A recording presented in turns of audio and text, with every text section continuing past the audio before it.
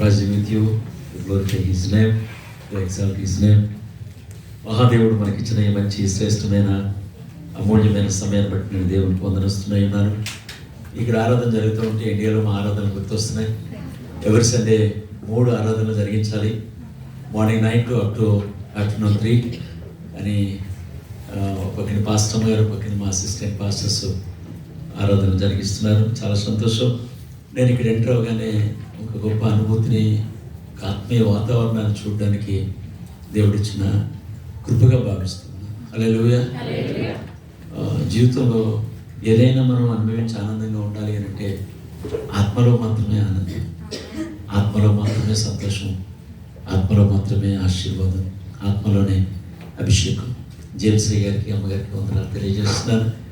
నేను Sharjah Dubai ప్రాంతాలు visit చేయడానికి అవకాశాన్ని కలుగు చేసిన దేవునికి స్తుతిస్తూ తెలుగు క్రైస్తవ సంఘం సార్జా వారు, డాక్టర్ ఫ్రాన్సిస్ అయ్య గారు, కమిటీ వారు పెద్దిరాజు గారు, వినయ్ గారు, కమిటీ ఒక 15 దినాలు సార్జా దుబాయ్ ప్రాంతాల్లో ఉండడానికి దేవుడిచ్చిన కృప, అందుని బట్టి స్తుతిస్తున్నాను. జేమ్స్ అయ్య గారికి పరిచయం చేసి మీ అందరితో కలిసి ఉండడానికి ప్రభు ఇచ్చిన శ్రేష్టమైన అవకాశంగా భావిస్తూ time is better than to money. నాకు కాలం విలువ తెలుసు. ఎందుకంటే నేను ఎక్కువగా అబ్రాడ్ వెళ్తున్నప్పుడు మిషనరీస్తో నేను ఆఫ్రికా వెళ్ళినప్పుడు 15 నిమిషాలు టైం ఇచ్చాను. మహాభాగ్యం అనుకున్నాను. 13 నిమిషాలే మాట్లాడాను. ఎందుకనంటే నాకు టైం విలువ బాగా తెలుసు, దేవుని విలువ తెలుసు, వాక్యం విలువ తెలుసు, సేవకుల విలువ తెలుసు. స్తోత్రం. ఒక మంచి మాటతో just I want to encourage with the word of God. ఒక మంచి మాటతో మిమ్మల్ని అందరినీ ఆశీర్వదించాలని ఆశపడుతూ ఉన్నారు. కీర్తన గ్రంథం 48వ సంకీర్తన 14వ వచనాన్ని చదువుకుందాం. 48వ సంకీర్తన 14వ వచనాన్ని చదువుకుందాం.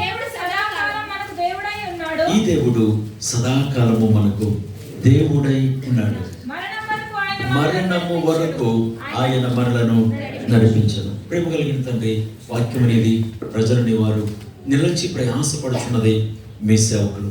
మాతో మాట్లాడండి. నన్ను నేను తగ్గిపోతూ మిమ్మల్ని హెచ్చిస్తూ శ్రీ యేసు ప్రశస్త నామమున ప్రార్థించి వేడుకొనుచు ఉన్నాను తండ్రి. ఆమేన్. మీ అందరికీ ఏదో ఒక ఆశ ఉంటుంది, ఏదో ఒక కోరిక ఉంటుంది, ఏదో ఒక తపన, ఒక తాపత్రయం ఉంటుంది. నేను ఇలా అంటాను, మన అందరి ఆశలు తీర్చగలిగిన వాడు నమ్మిన దేవుడు ఒక్కడే. చప్పట్లు కొట్టి దేవుడు అంటాడు, అమ్మా నువ్వు కోరినది నీకు అగుణగాక అంటాడు. మత్తయి సువార్త 15వ అధ్యాయం 28వ వచనంలో mother your request is granted అని ఉంటుంది ఇంగ్లీష్ బైబిల్లో. నాకు చాలా ఇష్టమైన మాట. Mother your request is granted. చాలా అద్భుతం కదా. అంటే మనం ఏది అడుగుతామో అది నా దేవుడు ఇవ్వగలిగిన సమర్థుడు, నా దేవుడు చేయగలిగిన సమర్థుడు. మనం చదివిన 48వ సంకీర్తన కోరహు కుమారులు రాసుకున్న కీర్తన. కోరహు గారు ఎక్కడ కీర్తనలు రాయలేదు. ఎందుకు రాయలేదో చెప్తాను, జాగ్రత్తగా వినండి, బహు జాగ్రత్తగా వినండి. కోరహు అన్న మాటకు అర్థం బోడి అని. కోరహు అన్న మాటకు అర్థం మంచు గడ్డ అని, కరిగిపోతుంది. కోరహు ఎంత పురాతన క్రైస్తవ జీవితానికి చెందినవాడు ఒక మాట చెప్పాలి. కోరహు ఇస్సాహారు కుమారుడు, కోరహు కహాతు మనవడు, కోరహు లేవికి మునుమనవుడు. లేవి గోత్రం ఎక్కడి నుంచి వచ్చింది? లేవి గోత్రానికి ఉన్న ప్రత్యేకత ఏంటి? లేవి గోత్రముల నుండి ప్రపంచానికి మహాదేవుని పరిచయం చేయడానికి దేవుడు ఎన్నుకున్న గోత్రం. దేవుడు ఎవరో, దేవుడు ఎలా ఉంటాడో, దేవుడు మహిమేంటో, దేవుడు గొప్పతనం ఏంటో, ఆ దేవుడు ఔన్నత్యమేంటో చెప్పడానికి ఎన్నుకున్న గోత్రమే లేవి గోత్రం. ఒక మాటలో చెప్పాలి అని అంటే నిజంగా ఆ గోత్రంలో వచ్చి లేవి అనగా హత్తుకొనుట, cleave with God. The people of God must cleave with God.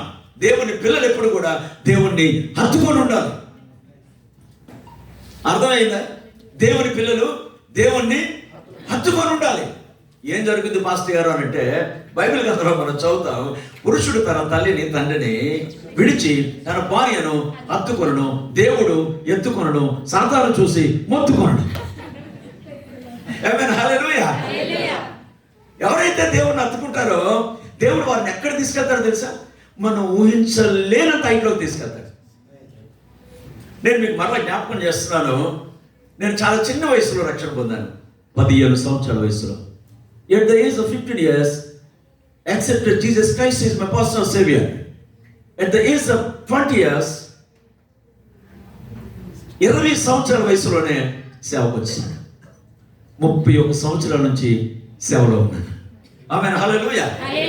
దేవుణ్ణి హత్తుకున్న వారిని, దేవునితో ఉన్నవారిని, దేవుడే సర్వం సమస్తం అని అనుకున్న వారిని దేవుడు ఎక్కలేనంత ఎత్తైన కొండపైకి తీసుకెళ్ళగలిగిన వాడు. చప్పుడు కొట్టి ప్రభువుని కనిపిస్తాడు. అలాంటి గోత్రానికి చెందిన వాడై ఉండి, హత్తుకోవలసిన వాడై ఉండి, ఆరాధించవలసిన వాడై ఉండి, గణపరచవలసిన వాడై ఉండి, మహిమపరచవలసిన వాడై ఉండి, ఏర్పరచబడిన యాజకులతో ఉండవలసిన వాడై ఉండి, బలిపీఠం దగ్గర ధూపదీప నైవేద్యాలు వేయడానికి సహకరించవలసిన వాడై ఉండి ఏం చేశాడు తెలుసా? దైవమునకు విరోధముగా, అభిషేకమునకు విరోధముగా, అభిషేక్తులకు విరోధముగా, ఏర్పరచుకున్న వారికి విరోధముగా 250 మంది టీమును తయారు చేశాడు. క్రికెట్ టీం కాదు sir. It's very bad incident. దేవుడిని ఎందుకు పిలిచాడు? ఏం చేయమని పిలిచాడు? ఎక్కడ ఉండమని పిలిచాడు? ఎవరితో ఉండమని పిలిచాడు? ఏ చోట ఉండమని పిలిచాడో మరిచిపోతే జరిగేది ఇదే. ముత్తాత భక్తి కలిగిన వాడు, తాతయ్య భక్తి కలిగిన వాడు, తండ్రి భక్తి కలిగిన వాడు. మనకి తెలుగులో ఒక మంచి నానుడు ఉంటుంది, పండిత పుత్ర పరమ. మీకు తెలుగు వచ్చా? Can I speak in English or any other language? I can. Hallelujah. మీరు కెమెరా తిప్పుతారా సార్? ఓకే, నేను ఒక చోట కుదురుగా ఉండలేను. దేవునికి మహిమ కలుగును గాక. నేను ఇక్కడ ఎంటర్ అవగానే అదే చెప్పాను మీకు. I have been enjoy in the spirit of God. Hallelujah. Hallelujah. దేవుని పిల్లలు దేవుని హత్తుకున్న వారిగా ఉండాలి. దేవుడు అందుకే మనల్ని పిలిచింది. శ్రమ కలిగిన, బాధ కలిగిన, కష్టం కలిగిన, నింద కలిగిన, అవమానమే కలిగిన, what ever it may be. Bible గ్రంథంలో ఊచు దేశంలో పేరుగాంచిన ఒక గొప్ప వ్యక్తి మనకు కనబడతాడు. యోబు నీతి కలిగిన వాడు, సజ్జనుడు, సద్భక్తి కలిగిన వాడు, యథార్థవంతుడు, భయపడేవాడు, తూర్పుకు పడమని ఎంత దూరమో పాపాన్ని అంత దూరంగా పెట్టినవాడు. అష్ట కష్టాలు ఎదుర్కొన్నాడు. నీకు మాట చెప్పిన, ప్రభువుని నమ్ముకున్న వాళ్ళకి కష్టాలు రావని ఎవడైనా బోధ చేస్తే వాడికంటే పరమ దరిద్రుడు ఇంకోరు ఉండడు అన్నాడు. నా తెలుగు మీకు అర్థమైందా? హల్లెలూయా. సార్, అసలు క్రైస్తవ్యం అంటేనే శ్రమ సార్. క్రైస్తవ్యం అంటేనే బాధ, క్రైస్తవ్యం అంటేనే కష్టం. కానీ ఓపిక పట్టగలిగితే, హల్లెలూయా, ఇఫ్ యూ కెన్ స్టాండ్, నిలబడగలిగితే దేవుని కొరకు మనం ఏం చూడగలుగుతామో తెలుసా? హల్లెలూయా. 7,000 గొర్రెలు, 3,000 గుంటలు, 500 జతల ఎడ్లు, 500 ఆడగాడుదలు, బహుమంది పనివారు. కన్న బిడ్డల కళ్ళ ముందు అన్న ఇంట భోజనం చేస్తున్నప్పుడు అగ్నికి ఆహుతైపోయారు. ఒక పక్కన ఇన్ని శ్రమంలో ఉంటే కట్టుకున్న భార్య కాదని వెళ్ళిపోయింది. ఇన్ని శ్రమంలో ఉంటే ఎలిఫస్, బిల్దర్, జోఫర్ ప్రాణ స్నేహితులుగా పిలువబడుతున్న 3 స్నేహితులు కూడా విడిచి వెళ్ళిపోయారు. ఇప్పుడు మీకు మాట చెప్పనా, ఇంతమంది విడిచి వెళ్ళిపోయినా కానీ దేవుడు ఆయనను విడిచి వెళ్ళలేదు. చెప్పకూడదు మా దేవుడు. ఇంతమంది విడిచి వెళ్ళిపోయినా, పిల్లల దూరం అయిపోయినా, భార్య కాదని వెళ్ళిపోయినా, స్నేహితుల కాదని వెళ్ళిపోయినా, ఎలా ఒంటరిగా ఆ పెద్ద కుప్పల మీద కూర్చొని ఏమన్నాడు తెలుసా? నాలాంటి వాడు పుట్టకుండా ఉంటే బాగుండు కదా అన్నాడు. కానీ దేవుడు అన్యాయం చేశాడన్నమాట. He never said a word. He never said a word. దేవుని పిల్లలు ఎప్పుడు మనం చెప్పాల్సిందే తెలుసా? దేవుడు అన్యాయము చేయడు అంటాడు. 34వ అధ్యాయంలో అన్యాయం చేయటం అసంభవం. It's highly impossible. మన దేవుడు ఎవరో మనకు తెలిస్తే ఊరకనే గాలికి బతికేయచ్చు మనం. కానీ అండర్స్టాండ్, మన దేవుడు ఎవరో మనకు తెలిస్తే ఏం అవసరం లేకుండా బ్రతికేయచ్చు సార్. ఆస్తులు, అంతస్తులు, నథింగ్. దేవుడు ఎవరో తెలిస్తే ఊరకనే బతికేయచ్చు మనం. చెప్తా వినండి నిమిషాలు. దేవుడికి మహిమ కలుగును కాక. ఇన్ని కష్టాలు, ఇన్ని బాధలు, ఇన్ని ఇబ్బందులు కలిగినా కానీ 23వ అధ్యాయం యోబు గ్రంథంలో 11వ వచనంలో ఏమంటాడు తెలుసా? చాలా అద్భుతమైన మాట బిడ్డ, చాలా అద్భుతమైన మాట. 23వ అధ్యాయము యోబు గ్రంథం 11వ వచనం. నా పాదములు ఆయన అడుగు జాడలు విడువక. ఆమేన్, హల్లెలూయా. మన జీవితంలో ఎప్పుడైనా ఇలాంటి శ్రమ అనుభవాలు వచ్చినప్పుడు, ఇలాంటి కష్టాలు మన జీవితాల్లో వాటిల్లినప్పుడు ఈ మాట ఎప్పుడైనా చెప్పగలిగామా? మనం ఈ మాట ఎప్పుడైనా చెప్పగలిగామా? ఇలాంటి మంచి నిర్ణయాలు ఎప్పుడైనా తీసుకోగలిగామా? ఓ పక్కన భక్తి కలిగిన వాడు, ఓ పక్కన నీతి కలిగిన వాడు, ఓ పక్కన యథార్థత కలిగిన వాడు, ఓ పక్కనే తూర్పుకు పడమర ఎంత దూరమో పాపాన్ని అంత దూరంగా పెట్టిన వాడు, ఇంత భక్తి కలిగిన వాడు అయ్యుండి ఏమంటాడు తెలుసా? నేను ఎక్కడైనా ఏమైనా తప్పిపోయానేమో నాకు మళ్ళా తెలియచేయండి అంటాడు. 6వ అధ్యాయం యోబు గ్రంథం 24వ వచనంలో. ఎక్కడైనా తప్పిపోయానేమో. ఇందాక అమ్మగారు ప్రార్థన చేస్తూ, ప్రభువా నీ ఎదుట మేము పాపము లేని వారు అని చెప్పుకుంటే నిన్ను అబద్ధికునిగా చేస్తున్నామేమో కదా. ఎస్, కానీ మాట చెప్పిన తప్పుకోకుండా ఒప్పుకున్నవాడు కనికరాన్ని పొందుకుంటాడు. హల్లెలూయా. సామెతల గ్రంథం 28వ అధ్యాయం 13వ వచనం అదే చెప్తుంది సార్ మనకి. అతిక్రమములను దాచిపెట్టేవాడు వర్తిల్లడు, కానీ ఒప్పుకున్నవాడు, విడిచిపెట్టినవాడు కనికరాన్ని పొందుకుంటాడు. ఒక మాట చెప్పిన, హ్యూమన్ బీయింగ్ తప్పుకుంటే మన దేవునికి తెలిసే ఆప్షన్ ఇచ్చాడు. మనకి ఆప్షన్ ఇచ్చాడు సార్.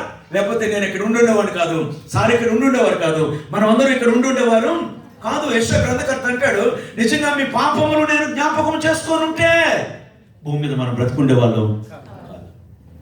క్షమించడానికి సిద్ధమైన మనసు కలిగిన మనసున్న మహారాజు, మొకటములైన మహారాజు, ఉన్నవాడు అనువాడు, ఆమెనాడు అనువాడు, మొదటి వాడు కనపడ వాడు, మృతుడే, యుగములు సజీవుడే, సర్వ మానవాళి పాప ప్రాయశ్చిత్తము కొరకు ఆకాశానికి భూమికి మధ్యలో కొడుగెత్తి కొండ మీద కలవారి మెట్ట మీద సిల్లు వేయబడి రక్తాన్ని చిందించి ప్రాణం పెట్టి సమాధి చేయబడి తిరిగి లేచి మరణపు ముళ్ళని విరిచి మరణమే లేకుండా మరణమును మృంగిన సజీవుడైన యేసు స్తోత్రం కలుగునుగా. చప్పట్లు కొట్టి ప్రభువుని అక్కడ గొప్ప దేవుడిని నమ్మిన మనం నిరీక్షణ లేని వారిగా బ్రతికితే ఒకసారి ఆలోచించండి. ఇంత కష్టం కలిగిన అంటున్నాడు, నా అడుగులు, నా పాదములు ఆయన అడుగు జాడల్లో ఎక్కడ కూడా స్టెప్ ఎక్కడ తేడా రాలా, ఎక్కడ కృంగిపోలా. అసలు చాలా అద్భుతం అనిపిస్తుంది. ప్రభువును హత్తుకొని ఉన్నాడు. కొరహు, నువ్వు ఒక మంచి గోత్రానికి చెందినవాడు కదా. మీ పితరులందరూ, మీ పూర్వీకులందరూ మహాదేవునికి యాజకత్వం చేస్తున్న వాళ్ళు కదా. మీ తండ్రి ఇస్సాహారు, మీ తాత కహాతు, మీ ముత్తాత లేవి. ఆస్తులు పంచేటప్పుడు అందరూ ఎవరు ఆస్తు వాళ్ళు తీసుకెళ్ళిపోతే లేవీలు వచ్చి మా ఆస్తి ఏదే అని అడిగారు. దేవుడు అంటాడు, నేనే కదరా మీ ఆస్తి. హల్లెలూయా. మీకు సంగతి చెప్పిన, పాస్టర్ గారులుగా మాకు ఆస్తులే ఉండవు, మీ అందరికి ఆస్తులు ఉంటాయి. మీరు అందరూ సైలెంట్ అయిపోయారు. మా వినయ్ కూడా మాట్లాడలేదు. దేవునికి స్తోత్రం కలుగును కాక.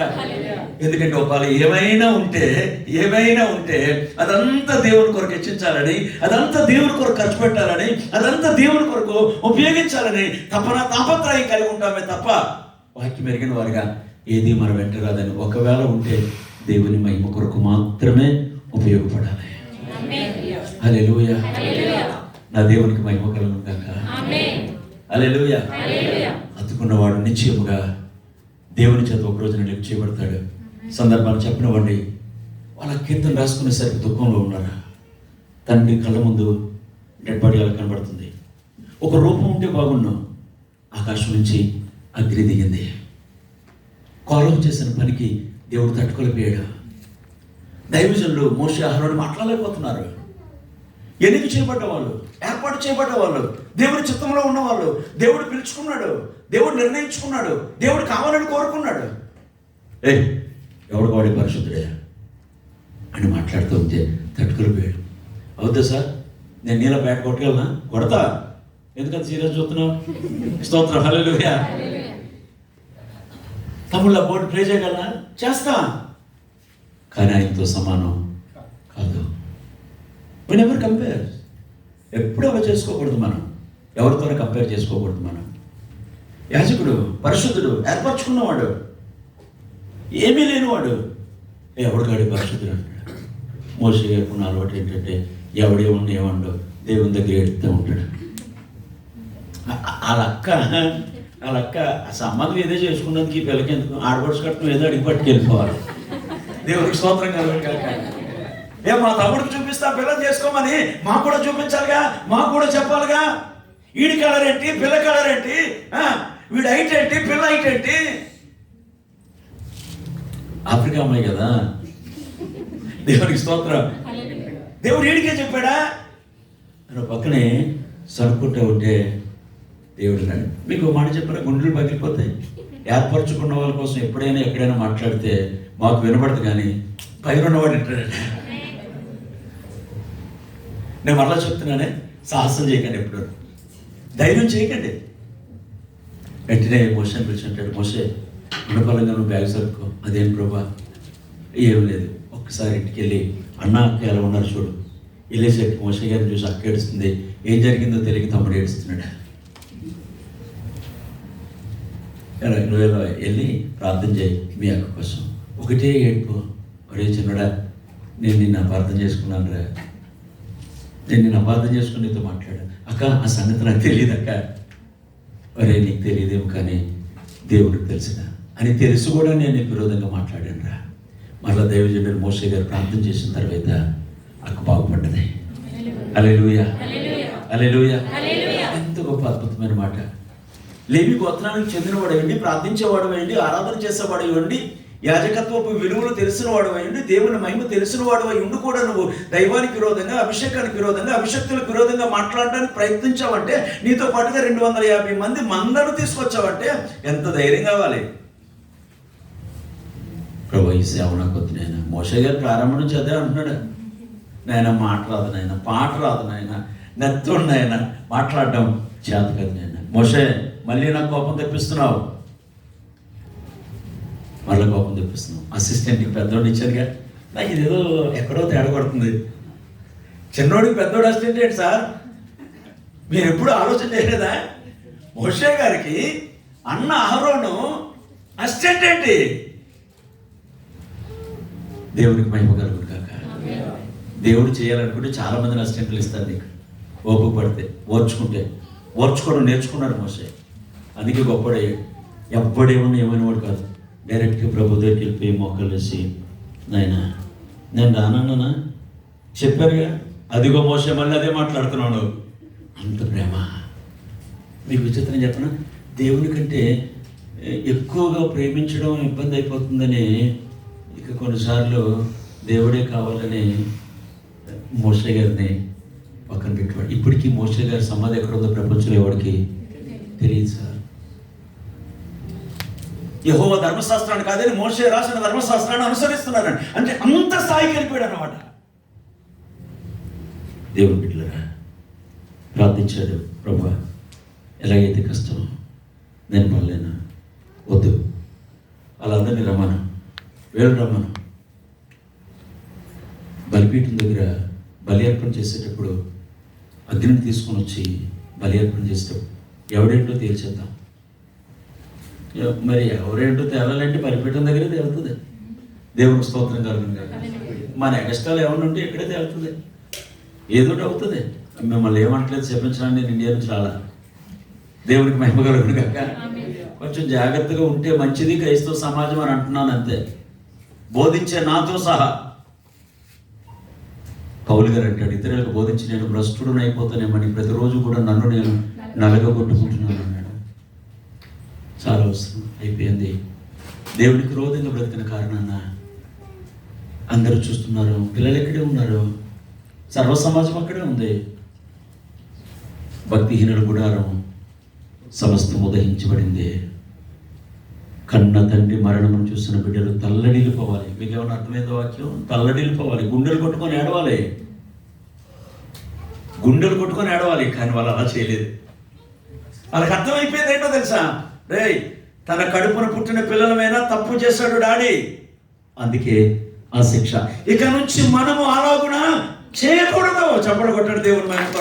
అప్పుడు అక్కడ ఉన్న భక్తిహీనుల గుడారంలో ఏం చేస్తారు తెలుసా? నీతిమంతుడైన దేవుడు ఏర్పాటు చేసుకున్న గుడారంలోకి వచ్చారు. అప్పటి నుంచే రాశారు వాళ్ళ కీర్తన. రాసిన కీర్తన ఎంత బాగుంటుందంటే 84వ కీర్తన ప్రపంచానికి ఆదర్శం. భక్తిహీనుల గుడారంలో ఉండుట కంటే అని ఎందుకన్నారు? వాళ్ళు బాబు భక్తిహీనుల గుడారం దగ్గర ఉండే నాశనమయ్యాడు. భక్తిగా ఉండవలసిన వాడు, నీతిగా ఉండవలసిన వాడు, పరిశుద్ధంగా బ్రతకవలసిన వాడు, ప్రార్థనాపరుడిగా ఉండవలసిన వాడు, ప్రార్థించే వారికి సహకరించవలసిన వాడు, సంగమనకు సహకారిగా ఉండవలసిన వాడు దైవానికి విరోధంగా బ్రతికిన కారణాన్న పిల్లలు తీసుకున్న తీర్మానం ఎంత గొప్పదో తెలుసా? ఒరే, ఇక మనం ఎప్పటికీ భక్తిహీనుల గుడారం దగ్గర ఉండకూడదు. చాలా అద్భుతంగా రాస్తారు వాళ్ళ కీర్తనలన్నీ. మీరు చదువుకుంటే క్రైస్తవ సమాజానికి ఎంత ఆదర్శవంతంగా ఉంటాయో. కూర్చొని అనుకుంటున్నారు ఏమని తెలుసా? ఒరే, ఈ దేవుడు మన దేవుడురా.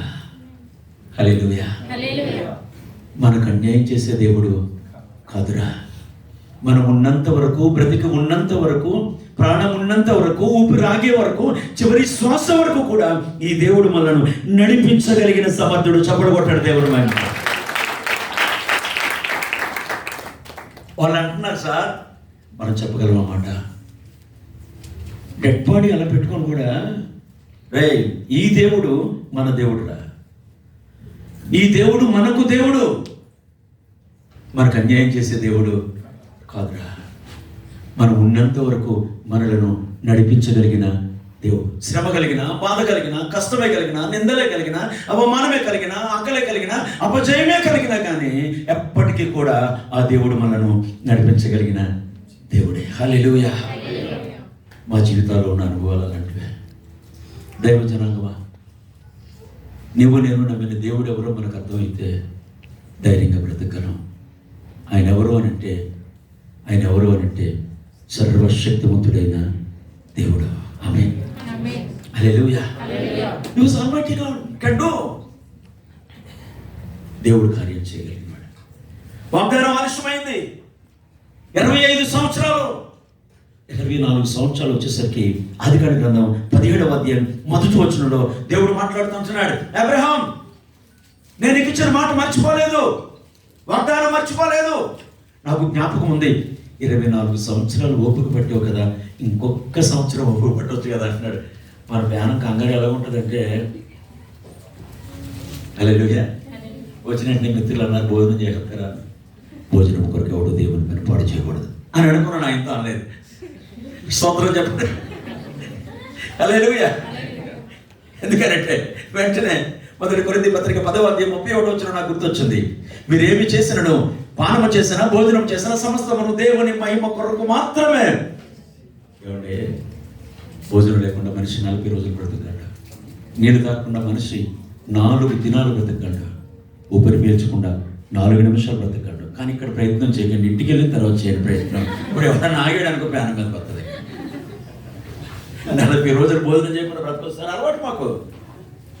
ఈ 31 సంవత్సరాల సేవా జీవితంలో ప్రతి సంవత్సరం కూడా 47 దినాలు భోజనం చేయకుండానే ఉంటాం. నేను, నా భార్య, నా పిల్లలు. అలవాటు. భోజనం చేయలేక మాత్రం చచ్చిపోమండి, భోజనం చేస్తేనే చచ్చిపోతాం. ఇదేదో విచిత్రంగా ఉన్నట్టు చూస్తున్నారే. ఆదాం తినుదినమని నిశ్చయముగా చేస్తారన్నాడు, వింటే బ్రతుకుతారన్నాడు. వినలేదు, తిన్నాడు కాబట్టే దేవుడు తన్నాడు. మీకు అర్థం కాలేదు నాకు. హల్లెలూయా. అరే దేవుడు చెప్పేదేంటి? వినండి, బ్రతుకుతారు.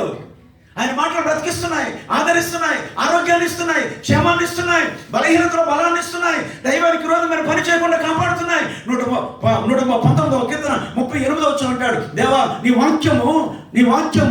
వాక్యము పాపము చేయకుండా ఆపుతుంది. స్తోత్రం కలుగును గాక. 1 పేతురు పత్రిక 2వ అధ్యాయం 3వ వచనం చదువుతూ ఉంటే, దేవా నీ వాక్యము నిర్మలమైన పాల వంటిది,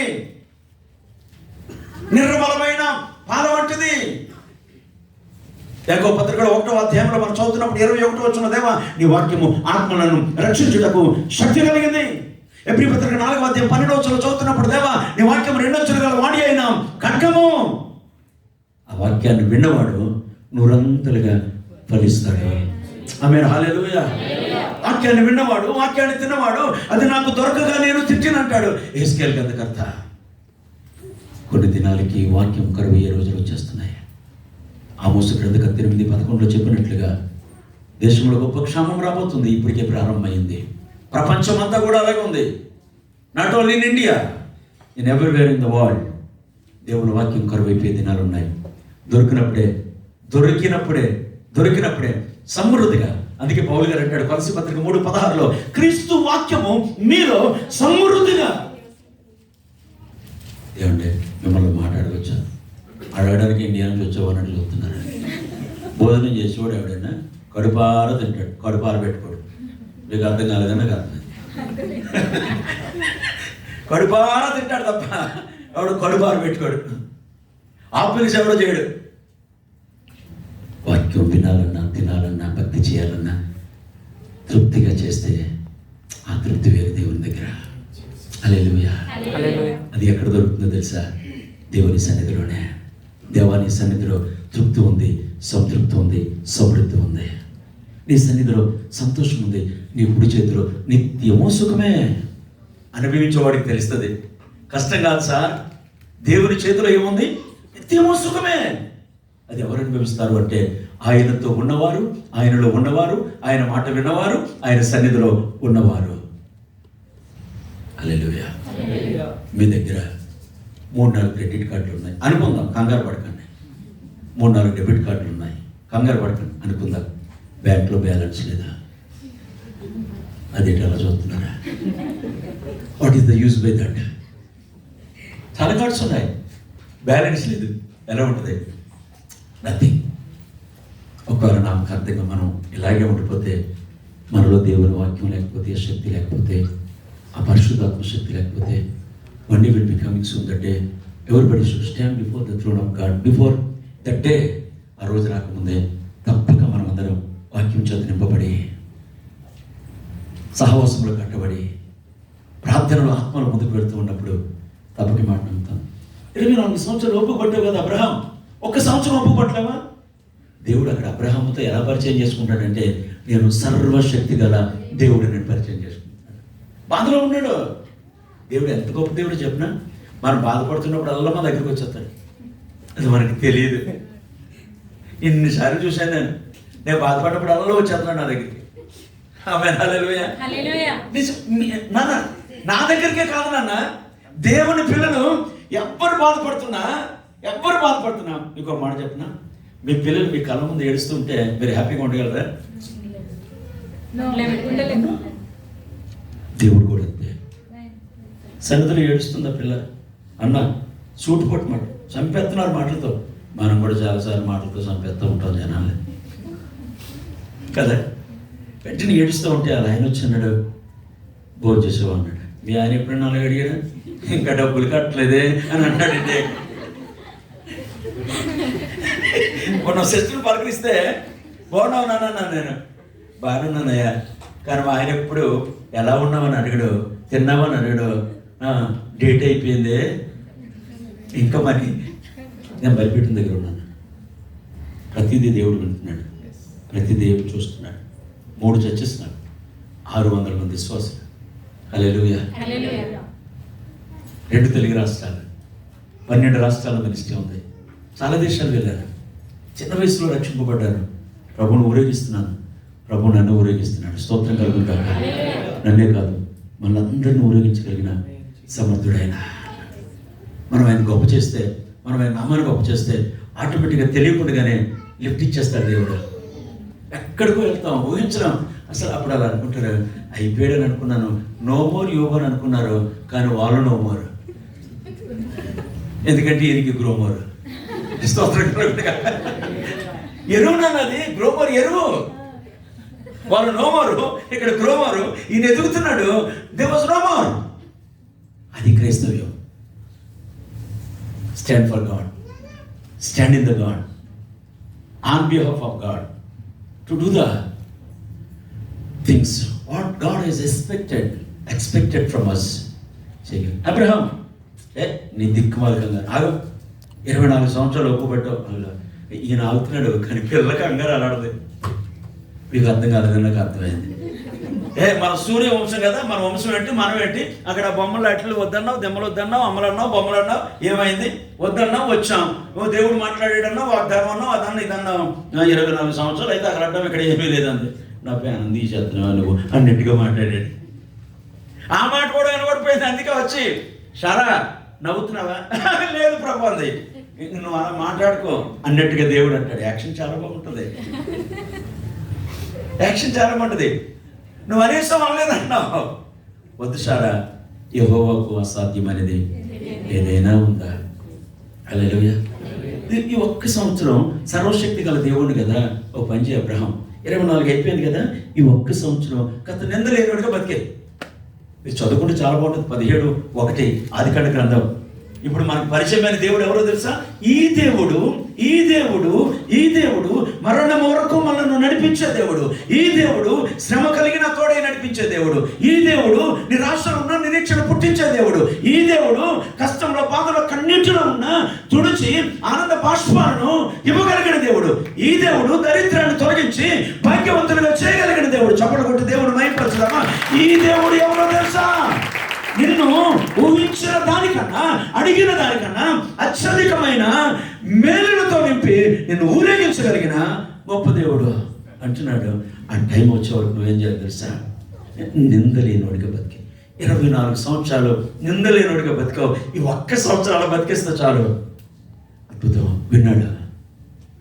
దేవుడు మనతో మాట్లాడుతున్నప్పుడు తప్పక మనం వినాలి. విన్న మాటకు లోబడాలి. లోబడిన మాటను ఆచరించాలి. అప్పుడు కార్యం చూడగలుగుతాం. దేవుడు ఏం చేస్తాడు కాదు. కొర కుమారులు దుఃఖంలో ఉండి, పుట్టెడు దుఃఖంలో ఉండి తండ్రి డెడ్ బాడీ నిలబెట్టుకొని కుమారులందరూ కూర్చొని మాట్లాడుకుంటున్నారు. అరే, ఈ దేవుడు మన దేవుడు, మనలను మరణము వరకు నడిపించగలిగిన ఎంత అద్భుతమైన నిర్ణయం. శ్రమ కలిగిన, శోధన కలిగిన,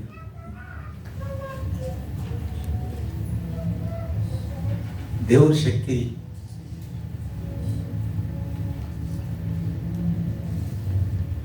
ఎరిగిన వారుగా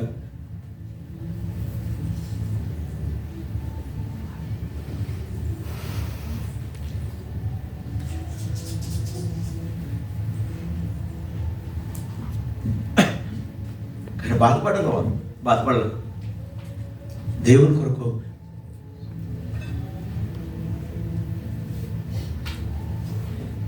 వాళ్ళు తీసుకున్న నిర్ణయం చాలా గొప్పది.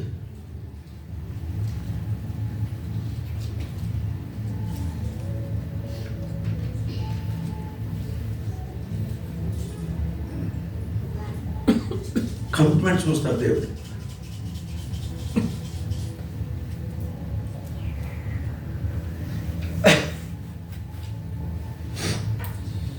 మనం తీసుకునే నిర్ణయాల మీద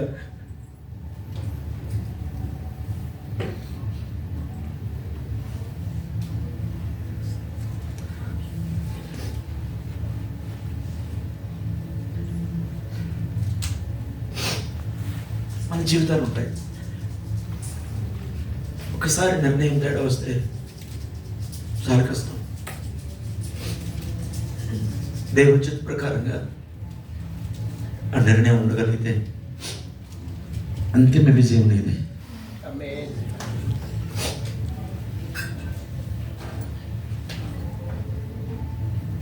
I have been experience. నా అనుభవం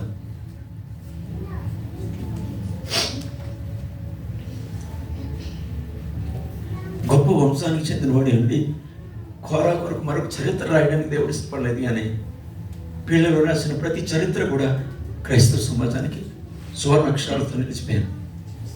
కోరా కుమార్ వాళ్ళ నిర్ణయం, వాళ్ళ భక్తి, వాళ్ళ కమిట్మెంట్, వాళ్ళ విశ్వాసం, వాళ్ళ ప్రార్థన, దేవునికి ఇచ్చిన ప్రాధాన్యత చాలా గొప్ప. వాళ్ళకి ఎప్పుడైనా బాధ కలిగితే వాళ్ళకి వాళ్ళే ప్రోత్సహించుకున్నారు.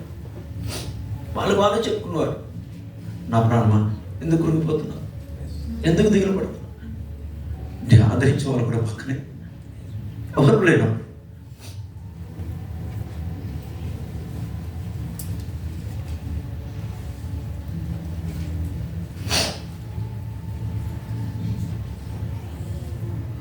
ఈ దేవుడు మన దేవుడు, మరణం వరకు మనను నడిపించగలిగిన దేవుడు. Thank you God bless. చిన్న ప్రార్థన మీ కొరకు చేస్తాను.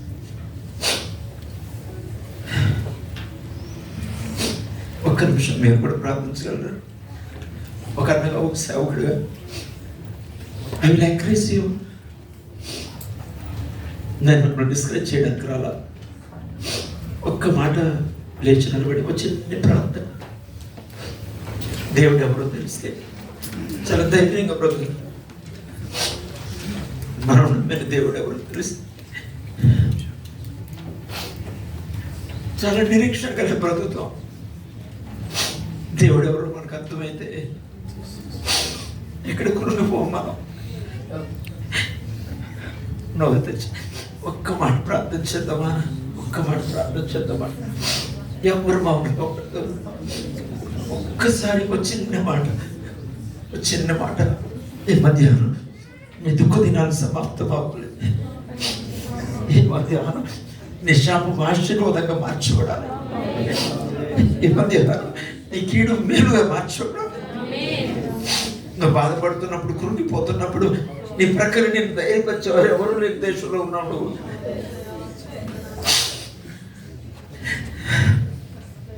పలకరించేవారు కూడా లేని ప్రాంతంలో ఉన్నావు.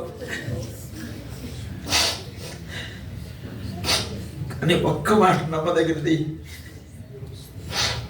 నీవు నేను నమ్మిన దేవుడు మరణం వరకు మనను నడిపించగలిగిన దేవుడు, సర్వశక్తి కలిగిన దేవుడు అనగా తన ప్రజల కొరకు ఏదైనా చేయగలిగిన దేవుడు. చిన్న మాట ప్రార్థన చేసిన దేవా, నేను నీ కొరకు జీవిస్తాను, నేను నీ కొరకు బ్రతుకుతాను ప్రభా, ఎంతవరకు ఈ జీవితాన్ని ఇచ్చావు చాలు. ఇక నుండి బ్రతకవలసి వస్తే నీ కొరకే జీవిస్తానని ఒక్క మాట చెప్తే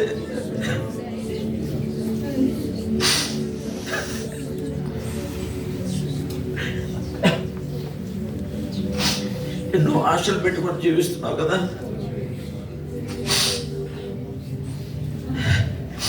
ఏదానికి చేరలేకపోతున్నా నేను బాధపడుతున్నా. చాలాసార్లు ఎందుకు ఈ జీవితం అనుకున్న సందర్భాలు కూడా ఉన్నాయి కదా. నన్ను పలకరించేవారు లేనప్పుడు, పట్టించుకునేవారు లేనప్పుడు, నేను ఇక్కడ ఉండడం అవసరం అని అనుకున్న సందర్భాలు చాలా ఉన్నాయి కదా.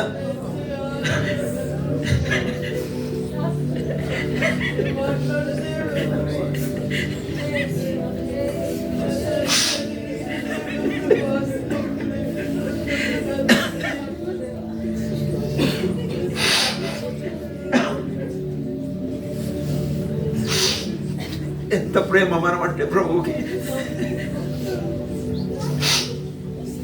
మన ప్రక్కకు వచ్చి నిలిచి హక్కును చేర్చుకొని వెనతట్టి మనం నడిపిస్తున్న దేవుడు ఆయన.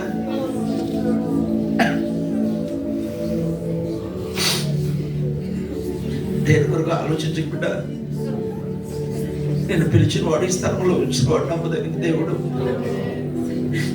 నీ కొరకు ఏదో ఒక కార్యాన్ని చేయాలని ఆశపడుతూ ఉన్నాడు ఆయన. సమర్థుడైన దేవుడు నీతో మాట్లాడిన వాడు, సర్వశక్తి కలిగిన దేవుడు నీతో మాట్లాడు.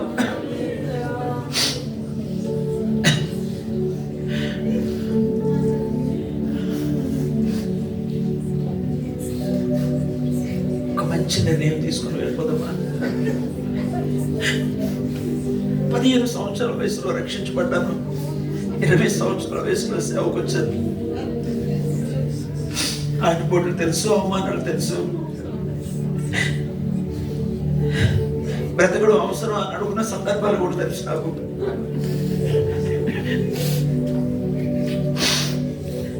కానీ పిలిచిన దేవుడు నమ్మదగిన వాడని తెలుసు.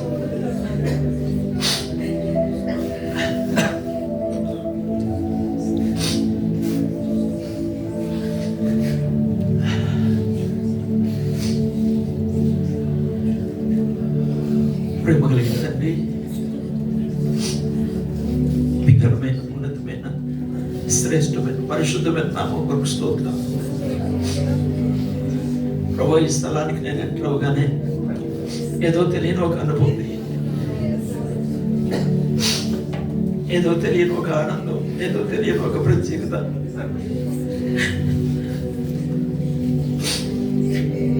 పరిశుద్ధులతో కలిసి, అభిషేక్తులతో కలిసి మీ సన్నిధిలో ఆనందించే కృపనిచ్చారు.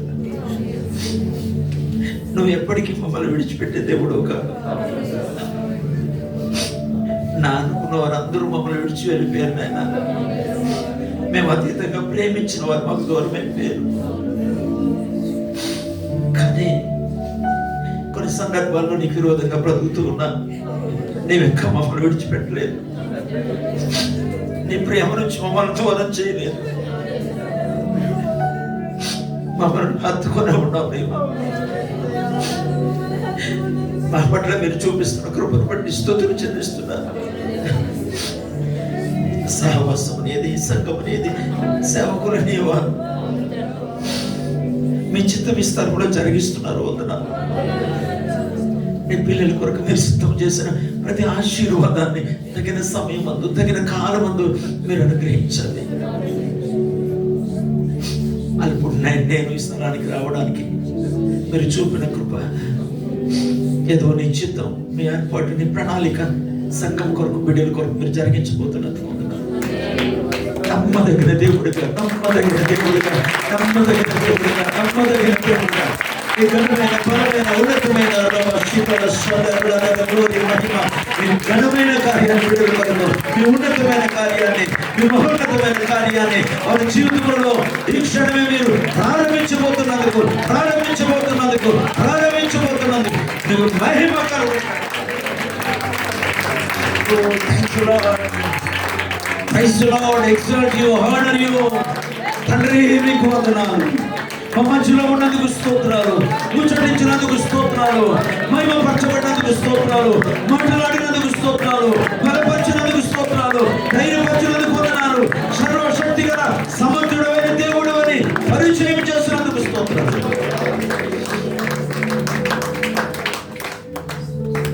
మమ్మల్ని అందరినీ దయతో కనికరించండి. నేల మట్టుకు వంగుతూ మీ నామమనే హెచ్చిస్తూ ఆశ కలిగి వచ్చిన బిడ్డలను ఆశీర్వాదంతో పంపించండి. బాధపడుతూ వచ్చిన బిడ్డలను హృదయంలో తేలిక ఆ భారాన్ని తొలగించి ప్రశాంతతతో వారి గృహాలకు పంపించండి. మరొక్కసారి మనసారా స్తుతిస్తూ మహిమనాపదిస్తూ జేమ్స్ అయ్యాన్ని, అమ్మగారిని, కమిటీ పెద్దలు, చిన్నలు, నీ పిల్లలందరినీ మీ చేతులకు అప్పగిస్తూ, నిశ్చితమైతే మీరు ఆలస్యమైతే మరొక్క గడియనివ్వండి. ప్రాణప్రియుడు, జగద్రక్షకుడు యేసయ్య ఘనమైన నామములో ప్రార్థించి వేడుకొనుచు ఉన్నాను తండ్రి. ఆమేన్. ఆమేన్. Thank you so much. God bless you.